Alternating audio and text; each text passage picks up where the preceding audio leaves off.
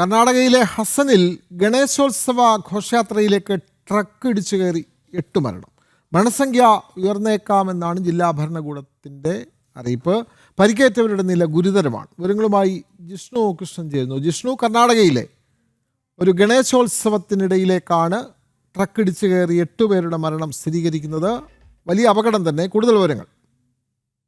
കർണാടകയിലെ ഹസനിൽ ഹൊളേ നരസിപുരിയിലെ മൊസേലെ മേഖലയിലാണ് ഇത്തരത്തിൽ ഗണേശ നിമജ്ജന ഘോഷയാത്രയിലേക്ക് ട്രക്ക് ഇടിച്ചു കയറിയിട്ടുള്ളത്. അപകടത്തിൽ 8 മരണം ഇതുവരെ റിപ്പോർട്ട് ചെയ്തിട്ടുണ്ട്. 20-ലധികം ആളുകൾക്ക് പരിക്കേറ്റിട്ടുണ്ട്. നിരവധി പേരുടെ നില അതീവ ഗുരുതരമാണ്. അതുകൊണ്ട് മരണസംഖ്യ ഇനിയും ഉയർന്നേക്കാൻ സാധ്യതയുണ്ട് എന്നുള്ളതാണ് ജില്ലാ ഭരണകൂടം നിലവിൽ അറിയിപ്പ് നൽകിയിട്ടുള്ളത്. പോലീസും ഒപ്പം ഘോഷയാത്രയിൽ പങ്കെടുത്ത മറ്റുപേരും നാട്ടുകാരും ചേർന്നുകൊണ്ടാണ് പരിക്കേറ്റവരെ സമീപത്തെ ആശുപത്രിയിലേക്ക് മാറ്റിയിട്ടുള്ളത്. ഭാരം കയറ്റി വന്ന ട്രക്ക് ഈ ഗണേശ നിമജ്ജന ഘോഷയാത്രയിലേക്ക് ഇടിച്ചു കയറുകയായിരുന്നു. ഈ സംഭവത്തിലാണ് 8 മരണം റിപ്പോർട്ട് ചെയ്തിട്ടുള്ളത്. പോലീസ് കേസ് രജിസ്റ്റർ ചെയ്തിട്ടുണ്ടെന്നാണ് മനസ്സിലാക്കുന്നത്. വിശദമായിട്ടുള്ള അന്വേഷണം നടത്തുമെന്നും പോലീസ് വ്യക്തമാക്കിയിട്ടുണ്ട്. മൊസാലെ ഹോസഹള്ളിയിലെയും സമീപ പ്രദേശങ്ങളിലെയും നിരവധി ആളുകളാണ് ഈ ഒരു ഗണേശ നിമജ്ജന ഘോഷയാത്രയുടെ ഭാഗമായിരുന്നത്. കർണാടക, മഹാരാഷ്ട്ര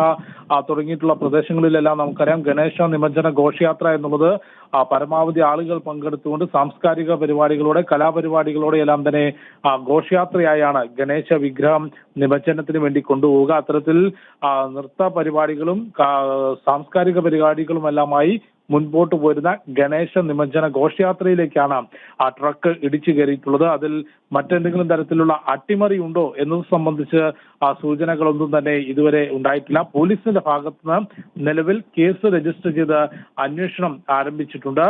NH 373 റോഡിലാണ് സംഭവം ഉണ്ടായിട്ടുള്ളത്. ഇതുവരെ 8 മരണം റിപ്പോർട്ട് ചെയ്തിട്ടുണ്ട്.